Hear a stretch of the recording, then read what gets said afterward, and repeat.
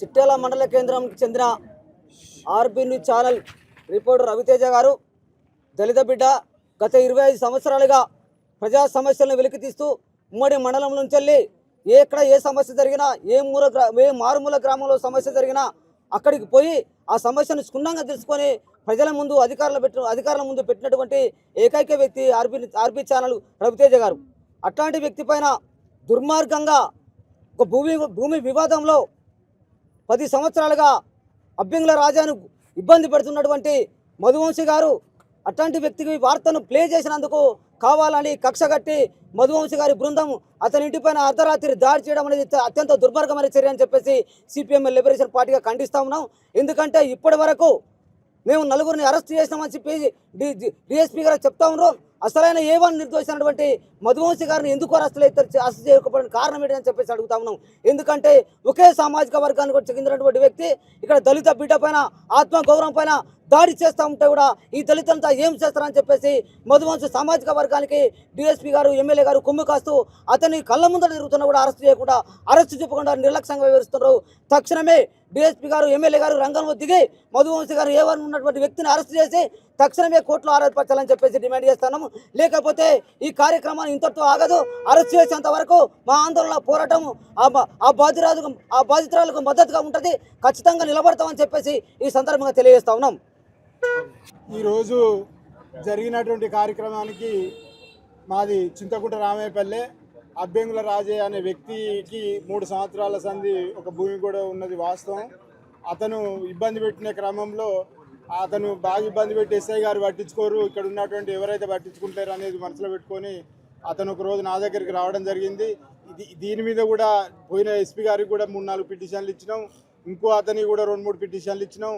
అతను ఏమంటాడు అంటే ఎస్ఐ గారికి రాసిన పోండి అని ఎస్పీ గారు కూడా చెప్పడం జరిగింది. ఆ తర్వాత ఇక్కడికి వస్తే ఎస్ఐ గారు కూడా పోయిన ఎస్ఐ గారు మీరు ఎక్కడ రాస్తే ఏమున్నది, అది ఏదైనా నా దగ్గరికి వస్తుంది, నేను చెడ్డలు చెప్తే అయితే తప్ప అనే రీతిలో మాట్లాడడం జరిగింది. ఆ పైన ఈ 2 ఏళ్ల సంది కూడా మేము ఒడిదొడుకుంటూ రావడం జరిగింది. మాకు సంబంధించినటువంటి వ్యక్తులు ఎవరైతే ఉంటారో వాళ్ళని ఇబ్బంది పెడుతూ ఎస్ఐ గారు కానీ ఎవరు ఏం పట్టించుకోరు. వాళ్ళు చెప్పిన వాటికైతేనేమో ఎంబడి అత్తరు పోలీసు వాళ్ళు ఉండి కూడా ఒడ్లకాడు ఉండి రాళ్ళు బాతిచ్చాడు కరకమ్మని అయితేనేమి ఒడ్లకాడ అయితేనేమి 10-15 మంది పోలీసు వాళ్ళు వస్తారు, మమ్మల్ని ఇబ్బంది పెట్టే కార్యక్రమం కూడా కొనసాగిస్తారు ఉంటారు. దాంట్లో భాగమే అబ్బెంగుల రాజా అనే భూమి మొన్న ఈ 3 నెలల క్రితం దున్నుతారు, పత్తి వీకేస్తారు. దాని గురించి పోయి మేము చెప్పడం జరిగింది. చెబితే వాళ్ళ మీద ఏదో నామిక వస్తువులు కేసులు అని చెప్పడం జరిగింది. ఆ తర్వాత వాళ్ళు నేను ఆయనకు మద్దతు తెలుపుతాననే ఉద్దేశంతో నా మీద జాడి చేయడానికే ఈ కుట్ర బండిన వెంటనే మాకు అనుమానం వచ్చి నాకు తెలిసింది వాళ్ళు చిట్యాల లోకల్లో కొత్త వాళ్ళు వచ్చి తిరిగి నన్ను చంపడానికి ప్రయత్నం, అబ్బెంగుల రాజయ్యను చంపడానికి ప్రయత్నం జరుగుతుంది అనేది తెలుసుకొని నేను ఎస్ఐ గారికి వారి దృష్టికి తీసుకుపోవడం జరిగింది. దృష్టికి తీసుకపోతే అతను ఏమంటున్నాడంటే మురిగే కుక్క గర్వది కరిగే కుక్క మొరవది అని అంటుడు. అదే నేను చెప్పిన తర్వాత కూడా వాళ్ళ అత్తరు ఆ బ్యాచ్ వచ్చి ఆ స్టేషన్లో వాళ్ళు ఒక విల్లులాగా వాడుకుంటారు. ఆ బ్యాచ్ వచ్చిందంటే విల్లులాగా వాడుకుంటారు. అదంతా నేను అబ్జర్వ్ చేసిన వీళ్ళు పట్టించుకుంటున్నారు అనే ఉద్దేశంతో మేము ఏం చేయాలి, ఏడబోతే ఎక్కడ దాడి జరుగుద్ది అనే భయంతో మేము సెంటర్లో కూర్చుంటడమే ఒక మార్గం అనేది మేము ఆలోచించడం జరిగింది. దాన్ని అబ్బెంగుల రాజయ్యకు నేనుంటారా అని చెప్పేసి ఈ ఫ్లెక్స్ కట్టుకొని కొట్టించుకొని ఇక్కడ వచ్చి మేము ధర్నా కూర్చోవడం జరిగింది. ధర్నా కూర్చున్న వెంటనే రోజు ఇక్కడ రెక్కి జరుగుతూ మమ్మల్ని ఇటు అటు ఫాలో అవుతూ ఇంకా అనుకుంటా నానా బూతులు చెప్పరాని భాష మాట్లాడుకుంటూ కూడా ఇటు అటు తిరగడం జరిగింది. వాళ్ళు రౌడీజం చేసిన వాళ్ళు. ఆ తర్వాత దాన్ని కూడా నన్ను ఎస్ఐ గారు పిలిచి మీరు బంద్ చేయాలి, ఆ నిరసన తెలిపద్దు, మాకు ఇబ్బంది అవుతుందని చెప్పి నన్ను పిలిచినప్పుడు కూడా అక్కడ జరిగిన విషయం ఏంటంటే ఎస్ఐ గారికి చెప్పడం జరిగింది, ఆడ మమ్మల్ని రెక్కి పెడతారు, వాళ్ళు మమ్మల్ని కొట్టేటట్టున్నారు, రేపో ఎల్లుండో మా ఊర్లోకి వస్తారు, మా ఊళ్ళో దాడి జరుగుద్దనే సంకేతాలను కూడా ఆయనకు అప్పచెప్పడం జరిగింది.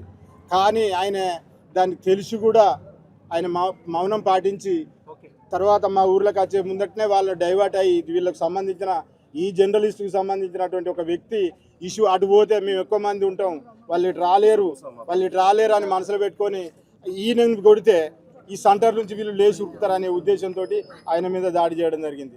దాడి చేసిన క్రమంలో మళ్ళా అక్కడ పేషెంట్ దగ్గరికి వచ్చి అదే వ్యక్తి వచ్చి ఆ మధువంశిని తప్పియండి, నేను 5 లక్షలు ఇప్పిస్తా, నేను ఒక జాబ్ ఇప్పిస్తా అని చెప్పడం జరిగింది. నా దగ్గర కూడా వచ్చి ఆయన కూడా చెప్పడం జరిగింది. దీని వెనుక ఆ విలేకరు అనే వ్యక్తి కూడా దీని వెనుక ఇది పుషింగ్ నడిపిస్తూ ఉన్నాడని కూడా ఈ సందర్భంగా చెప్తాను. ఈరోజు చిట్యాల మండల కేంద్రంలో గత 5 రోజుల క్రితం దళిత జర్నలిస్టు రవితేజపై దాడి జరిగిన దానికి నిరసనగా ముఖ్యమైన ఎమ్మెల్యే అనుచరుడు దాడిలో పాల్గొన్నటువంటి A1 వ్యక్తిని అరెస్ట్ చేయలేదనే ఉద్దేశంతో వాళ్ళ యొక్క సతీమణి ఇక్కడ నిరసన కార్యక్రమం చేస్తూ ఉన్నది.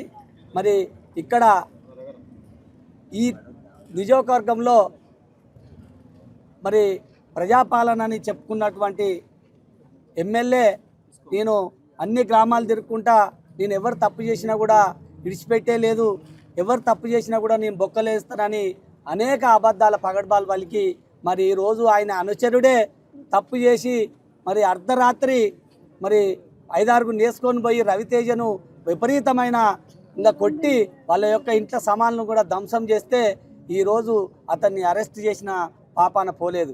మరి ఇక్కడ ఉన్నటువంటి నియోజకవర్గంలో ఏం జరుగుతున్నదంటే మన స్థానిక ఎమ్మెల్యే మరి హత్య చేసిన వ్యక్తే వచ్చి ధర్నా చేసే పరిస్థితిగా కొనసాగుతూ ఉన్నది.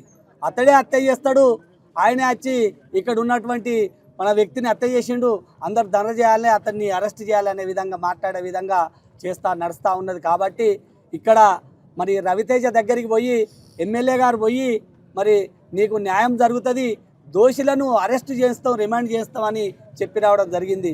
మరి ఏమైంది? నీ సామాజిక వర్గం కాబట్టే అతన్ని అరెస్ట్ చేస్తలేరా?